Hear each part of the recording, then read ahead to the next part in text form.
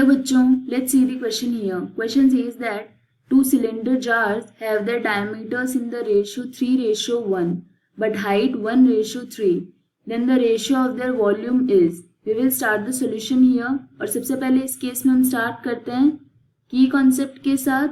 तो इस केस के लिए की कॉन्सेप्ट हो जाएगा formula of volume of cylinder. तो सिलेंडर के वॉल्यूम का फॉर्मूला होता है पाई आर स्क्वायर एच. अब इस केस के लिए हमारे पास जो डेटा गिवन है वो नोट डाउन करते हैं. तो यहाँ पे डायमीटर का रेशियो गिवन है. वी नो दैट डायमीटर ये होता है equal to twice of radius. That means जो डायमीटर का रेशियो है वही रेडियस का रेशियो होगा. सो R1 रेशियो R2 इसकी वैल्यू हमारे पास गिवन है. This is 3:1 as diameter ratio diameter. This is equal to ratio of radius. Next यहाँ पे जो डेटा गिवन है वो है हाइट का रेशियो. सो H1 रेशियो H2 ये गिवन है इस केस के लिए 1/3.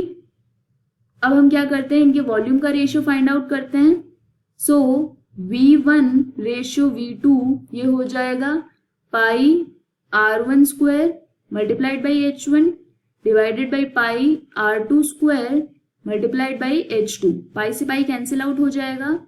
सो R1 divided by R2 whole square multiplied by H1 divided by H2.